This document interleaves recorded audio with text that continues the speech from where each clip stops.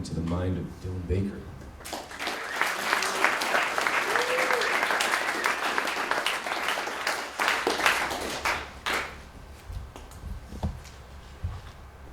This thing is on. All right. Microphone checka. Okay. We'll try not to walk in front of that thing too much. Yeah. I know you guys really look. Oh, come on, really? Well, we'll just leave it there. Okay. Yeah, welcome to day 3 of JUMPfest. I'm really excited to be here. I'm particularly excited because I think this is a topic that doesn't get a lot of attention, and I think that's unfortunate. I kind of see it in the way that Max was kind of talking about when he first started jumping, how little there was to be known about how you should jump, right? You're just like, oh, you jump really far and then you land soft on the balls of your feet, you know? And now, of course, after like watching Max's thing, and I've of course done a bunch of jumping seminars as well, you know that, okay, there's like actually a lot of other details that you need to know. For example, like where should your ankles be? How much should you absorb with the ankle? Where should your knees be tracking? How about your hips? What about your torso? What about your shoulders? Right? Where should you look? Where should you spot? So there's all these like minute details that we've kind of found with jumping, and kind of the same with Chris, right? Just finding all these little details that make all the difference in the world, right? And I feel like we're at that stage with mentality. We're kind of at that stage where it's like, oh yeah, like if you want to commit to a challenge, you just feel the fear and do it anyways. You got it. It's like, you got it, man. Or like, count down from 3, or take a deep breath and go. Those are kind of the words of wisdom. And as I have kind of delved more into this in my own experience and researched and just really gotten into how does the brain work and how do, what is this whole human behavior thing? Why do we have fear? What does it mean and how can we overcome it? I've come to find that it's far more complex than just that, or just doing one little technique, or just anything even on a thinking level. There's a lot more deeper than that that's very important. So I think of it as kind of like a spectrum of commitment, right? So in the same way that you can jump and land on a wall and have it be really crappy, like you can just like land like this, right? The same way you can commit to a challenge and be super like amped up and just like burn through a bunch of adrenaline, and kind of land on the other side and be like, oh my God, I made it. Like, I'm so surprised. Like, that's kind of on one end of the spectrum. That's like the equivalent of that crappy jump to me. And then on the other end of that spectrum is what I'm going to be talking about, which is how to confidently and under composure to commit to a jump, commit to something that you know you can do. So we're going to be talking about that today. But before we get into that, I want to give you kind of a caveat or disclaimer here.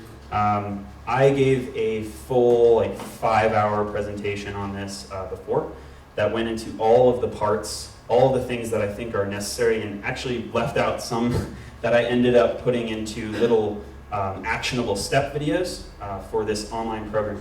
And I just want to give you kind of a brief idea of what that'll look like. So, my whole thing with making any kind of change, obviously these seminars are really powerful and you can take a lot away from them. You can write down all the notes, and if you're really diligent about it, you can come up with some, okay, I'm going to do this today, I'm going to do this for a week, I'm going to do this for the next month, right? But a lot of times, people just kind of fall off, and I'm sure you guys have experienced that, right? Where you want to do something, you want to start doing mobility, you want to start doing strength training, you want some kind of change in your life, and you start, your first day, you're just all amped up about it, and then it just kind of tapers off, in that first couple days or that week, and then you just forget about it. And then you come back and you're like, I'm super inspired, and then you never do it again.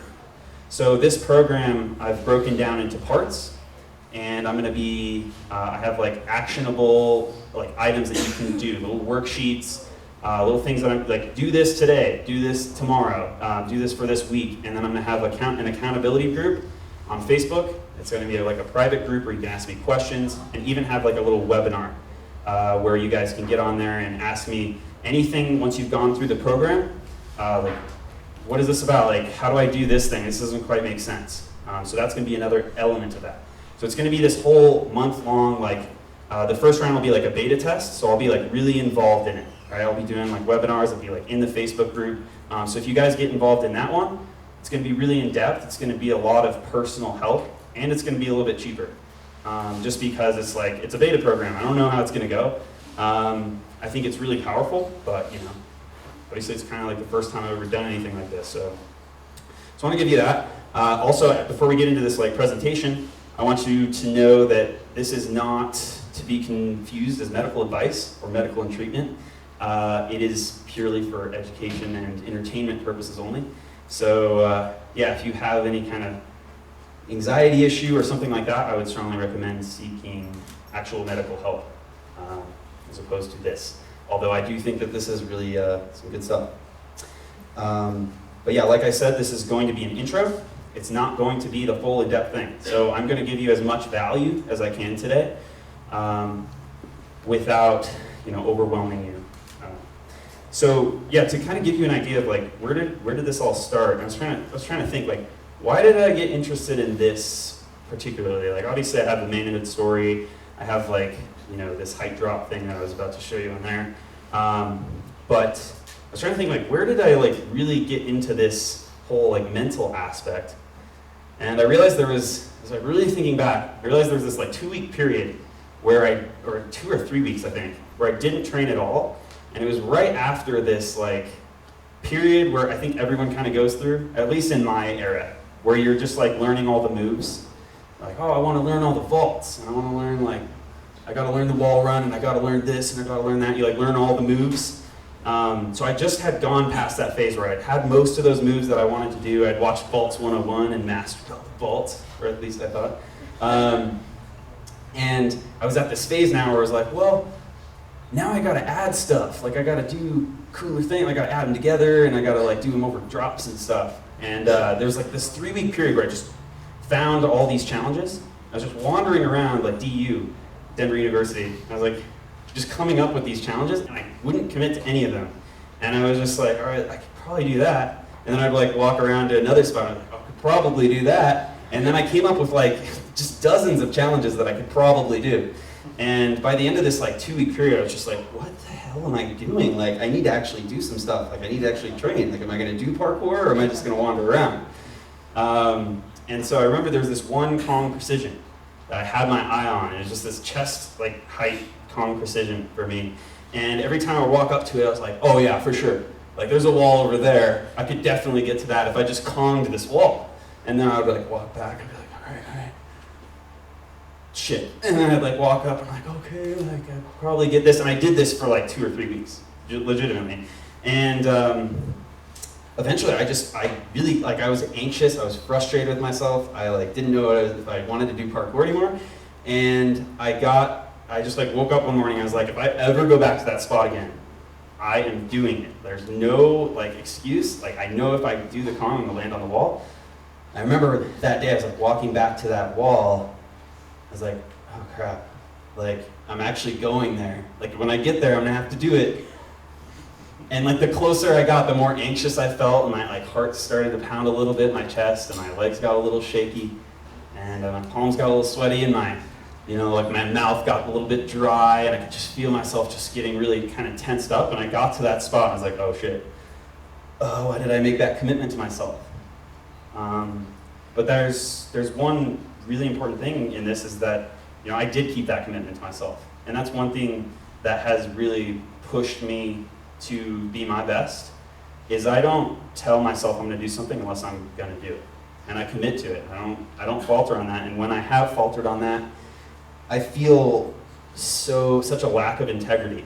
And so I think that's just one little word of wisdom for you guys before I get on with the story. But yeah, I ended up just like running at this wall. I was like, all right, I'm just gonna run at it. And I just ran towards the wall, and I was like, all right, I'm gonna do it. Like instead of just like, you know, knowing I was gonna do it from the start, I just like, all right, time to Kong. And so I Konged over the wall, and I ended up like just kind of flailing over it, and then just landed on the wall and jumped off, and I was like, woo! Just like freaking out. And it was like the coolest feeling. And then I was like, wait, is that really necessary? Was it really necessary for me to spend those 2-3 weeks just amping myself up and getting all worked up about this, just to do something that I knew I could do when I saw it the first time? And so that's what I realized that moment is what got me kind of on this path. And ever since then, I've gone through all sorts of experiences where I've kind of pushed myself with that mental limit. And the whole time, my goal has been kind of like, how can I remove as much of that time as possible, right? How can I take off that 2 or 3 weeks or even months where I'm just looking at a challenge that I know I could do if I just got up there and looked at the progressions and really went through the motions?